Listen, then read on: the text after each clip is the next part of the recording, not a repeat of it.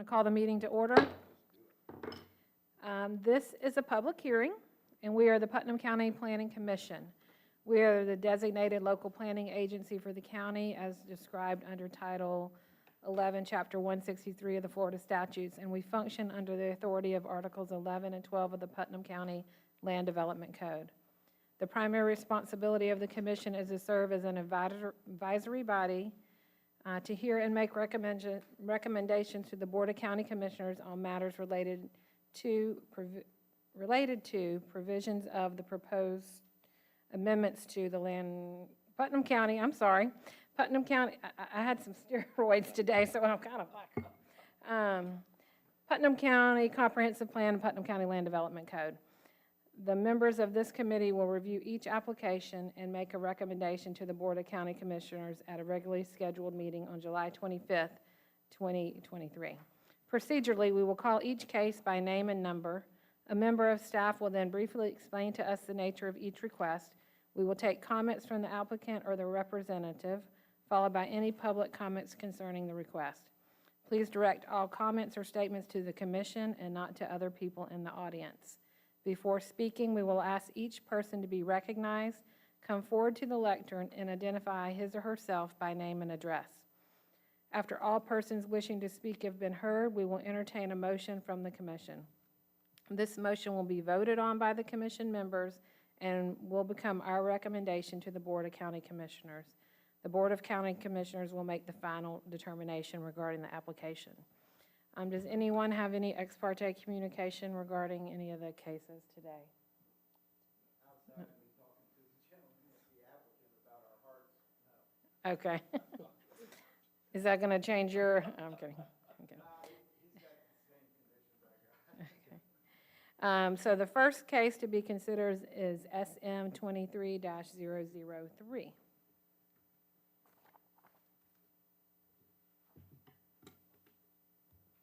Good afternoon, Commissioners. I'm just waiting for my screen to pop up here. Hang on one second.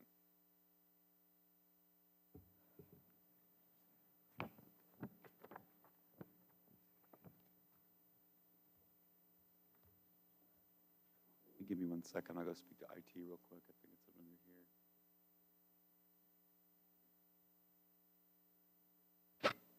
Yeah.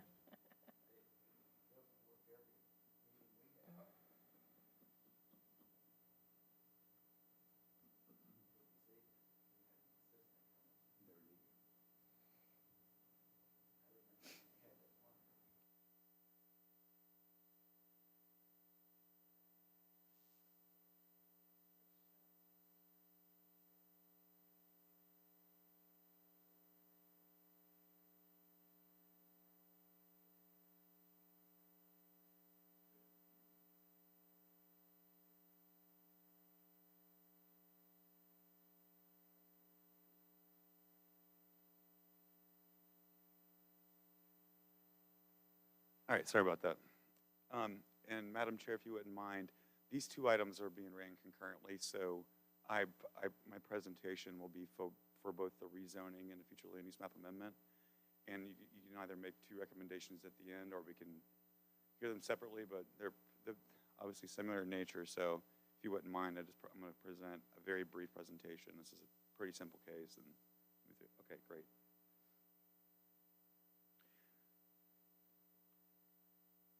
So as I mentioned, these are two applications running concurrently, both an amendment to the future land use map from agricultural. This is not the right PowerPoint. Hang on, I think we pulled up the wrong PowerPoint here.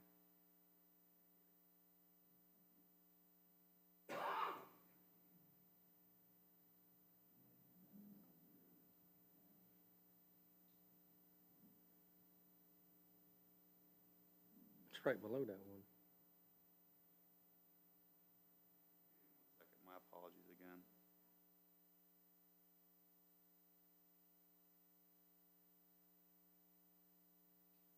Here we go.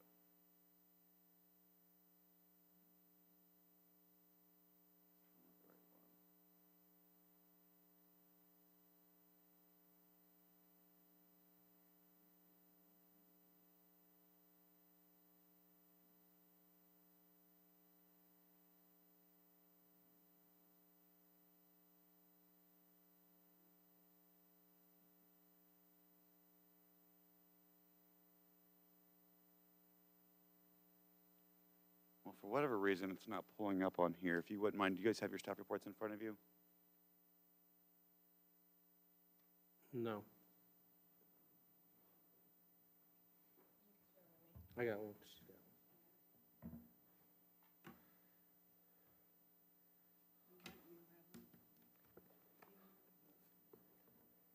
With that?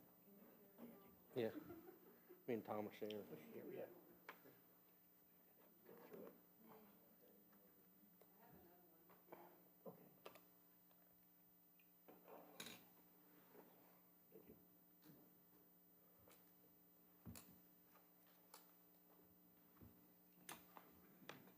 Yeah, my apologies, it's not pulling up. So let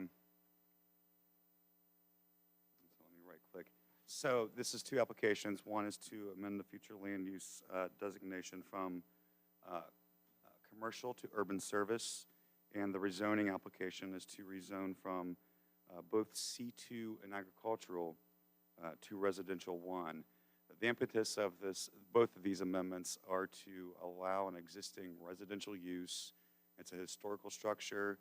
It was built, from what I've heard, back in the 1850s. There are 2 residential structures on it. The applicant just wishes to rehabilitate the structure, and as it currently stands, it's within the commercial future land use designation. It does not allow for the habitation of residential use unless it does not wish to do a commercial use there. They just want to live in the main primary structure. And there's also another small structure, a small residential structure. I think it's less than 900 square feet on the property. So they just wish to maintain that residential use. It is directly to the east of the parcel. It is urban service land use that is geared towards a variety of mixed uses. However, there is residential directly east of them. And this is, a commercial node. However, there is sporadic residential throughout that corridor there. So we don't see staff doesn't see any compatibility issues at all. And we're recommending approval for both the land use map amendment and the rezoning. And that concludes my presentation without the PowerPoint. So, but the agent for the applicant's here, and if you have any questions, staff's here to answer questions as well. Are there any questions for staff at this time? Sure.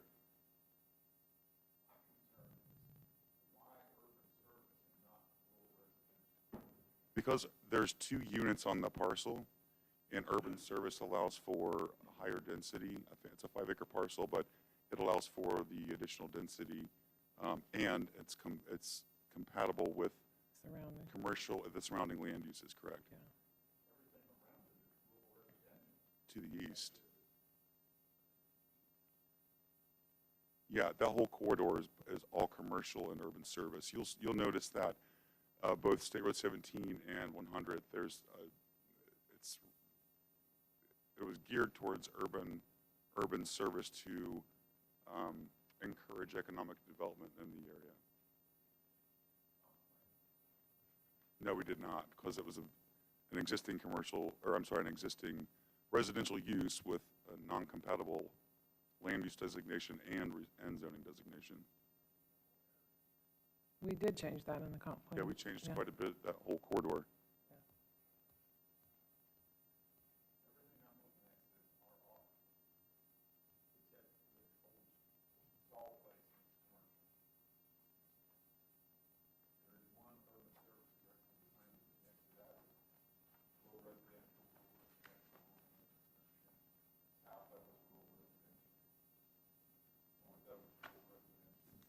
If you look at page 2 of 7, those are the surrounding land uses. To the north is commercial land use. To the west is commercial. It's across 17. To the south is urban service, and to the east is urban service.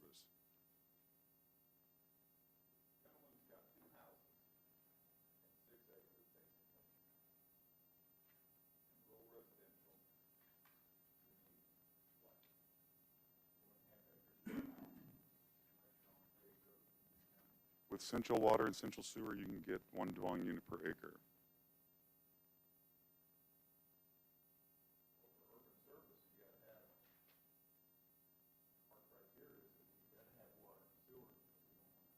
Which it does, yeah, it does.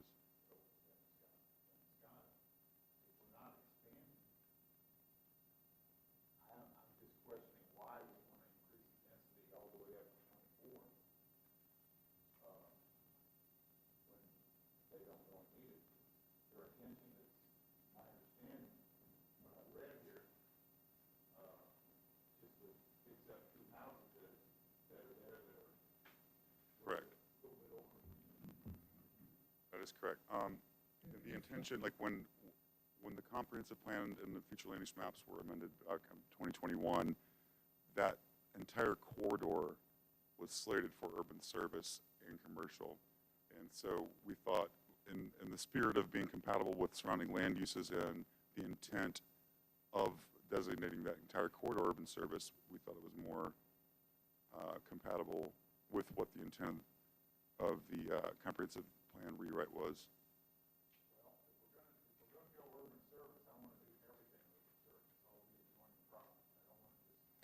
Ken, I think you're missing the color code here. This area here is all urban service. It doesn't look brown because it's, and this is rural residential over here, but all around this is urban service. According-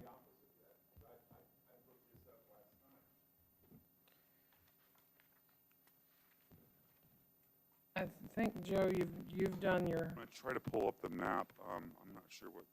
so I think I think it's actually brown, but and this is, Putnam property appraiser, it's gonna tell you it's a rural residential. well, there's no service in here for me to do that. I don't call it, that wouldn't even be compatible with the surrounding area. I don't think there is any rule. I'm trying to I pull up the think map we're- right now.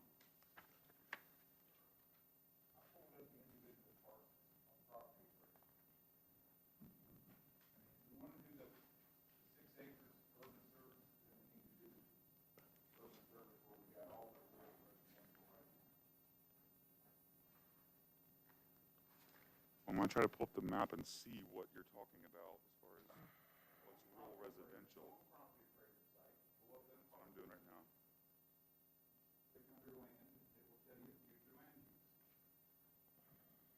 You're on the board.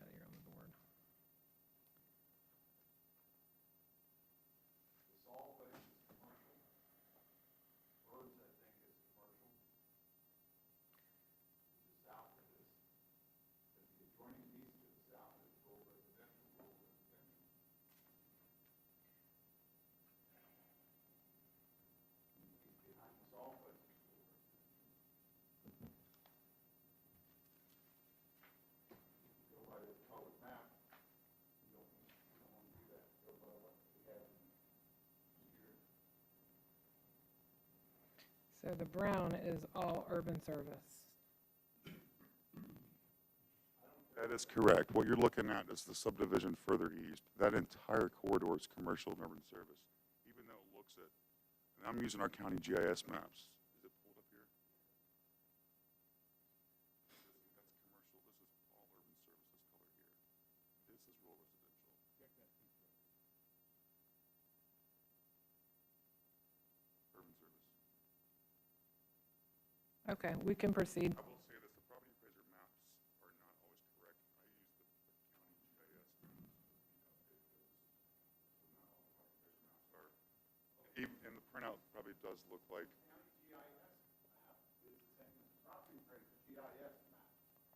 No, it's not. That's incorrect. Well, I encourage my staff to use the county GIS maps because the property appraiser does not update their maps. I found several parcels that, with the property appraiser, that are incorrect. So I encourage my staff to use the county GIS. On property appraiser, I'm not sure that, you'll have to reach out to them, but I'm not sure they're even updating their maps anymore. I know they updated them subsequent to the 2021 comprehensive plan map amendments, but yes, it's all. The further you go east or west, you get more residential. Those are probably your rural residential. Okay. Any other questions for staff? we'll entertain a motion first on the SM 23003. I move we recommend to approve Comprehensive Plan Amendment SM 23-003 as it is consistent with the goals, objectives, and policies of the Putnam County Comprehensive Plan. All right, we have a motion and a second. Any discussion? All right, then I'll call for a vote. All in favor signify by saying aye. Aye. Chair votes aye. So motion, anybody opposed? Motion passes unanimously. I'll entertain a motion on the rezoning case. I move we recommend to approve rezoning REZ 23-008 as it is consistent with the goals, objectives, and policies of the Putnam County Comprehensive Plan. I have a motion and a second. Any discussion? All right, I'll call for a vote. Those in favor signify by saying aye. Aye. Chair votes aye. Any opposed? All right, motion passes unanimously. So that will go to the County Commission at their July 25th meeting. I'm glad to see you're bringing that old house back.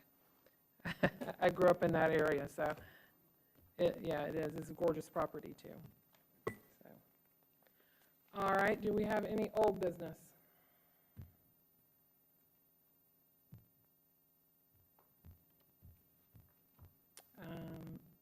Any new business? Madam Chair, what can I ask you about PUDs? What can I ask the board about upcoming events and there being PUDs? Explain to me how we put a PUD on a piece of property. I would say you should probably have a conversation with Joe. Sure. Because we can't discuss upcoming events as a board without. Right. You just want to know, Chairman, are you just asking? Well, we put some PUDs on the Bayou Club. Yeah, We put some recommendations that they had to do such and such and such before they started construction. And so I just need to know, and I guess I'll need to You can explain it if you want to explain real quick. Yeah, sure. I'll give I'll try to answer your question. Typically, a planned unit development is what PUD stands for, the design standards. So pretty much, rather than adhering to the code or land development code, they could tell us what they wanted to do within the development agreement, and we could either agree or not agree. And, typically with a PUD, you'll sit at the table with a developer and say, okay, we'd like to see this or this. It's an option, and typically you do it when there's a mixture of uses. It's rare that you'll see it with, and I know that Bio Club, they had initially proposed a combination of commercial and residential uses within the PUD. I don't know that they're moving forward with the commercial uses, so that was why they did the PUD, so they could spell out their design standards within the development agreement, and that becomes a recorded document. But our board actually the board here actually decided some of the things that they should do. Fix the roads first, fix the water first. Correct. So that was, Requirements for them to continue on with their development. and typically you would capture that, staff would capture that in the rezoning phase. However, this was done, I think that was back in early 90s.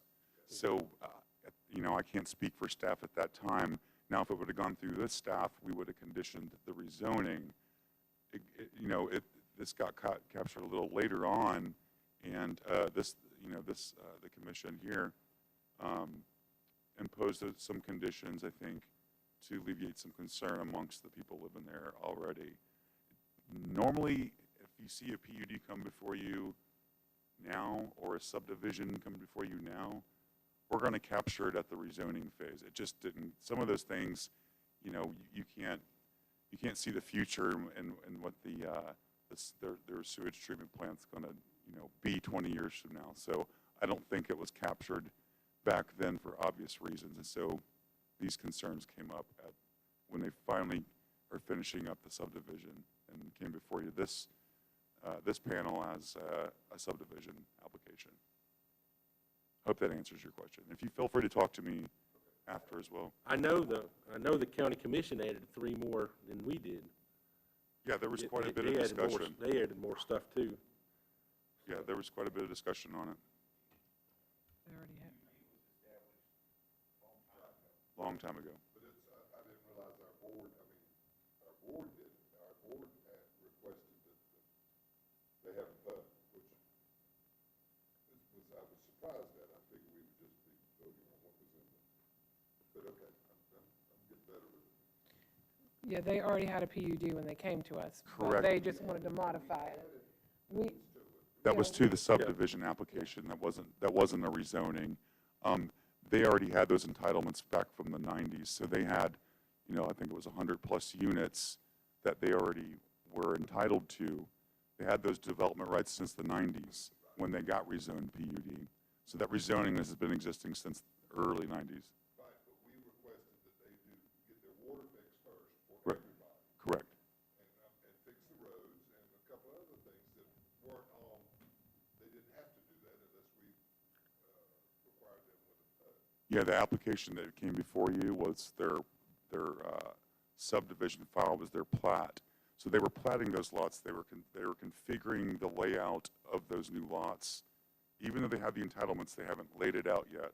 And so now they can begin selling those lots. So when it came before this board, 20-something years later, obviously there were some issues with the developer and the people living there that they wanted dealt with, and this commission was able to address those concerns at that later stage. Pretty sure our suggestion on the roads was to do it after the construction was done, so. Correct. Yeah. And I think that motion carried through the Board of County Commissioners as well, or will. Where are we on the land development code rewrite? As you're aware, Zachary is going to be on paternity leave, I believe, beginning this Friday or Monday. He will be working remotely on the Land Development Code. I know Commissioner Turner has put together a citizen group, and they're meeting regularly, I think every other Friday, and going over a list that staff has put together of Land Development Code stuff. As far as outside consulting, I'm not sure. I know that the funding is still present in the budget. It was still there when I did it. Right. So I know that they're moving forward with it. So we don't have a consultant at this time? We've not ID'd one as of yet. But I know that what we're trying to do right now is take care of some of the low-hanging fruit. So there are some amendments moving forward that's being done internally with staff. Okay.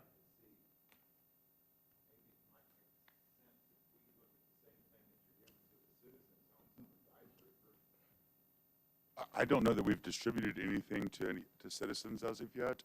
I think this is the grassroots effort. We're just looking at the amendments and seeing what we think needs to be addressed immediately because our code is antiquated.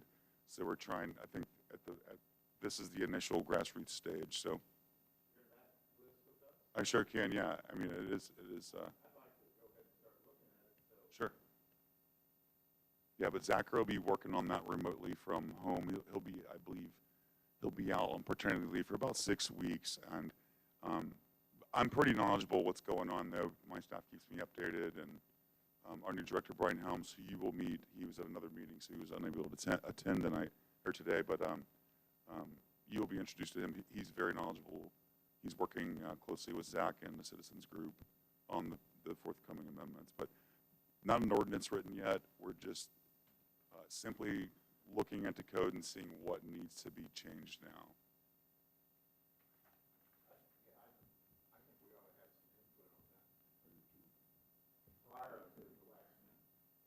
Yeah, I can speak with administration and see, and advise this commission next time we meet. I know I have a ton of planning applications in, so you guys are going to be seeing me quite a bit, so I can provide an update next time we meet. Okay, any other new business. So I will entertain a motion to approve the minutes from our last meeting, May 10th. I have a motion to approve. I'll second. All in favor? Aye. Opposed? Okay, you did. So then we adjourn. Thank you. Thank you, Commissioners.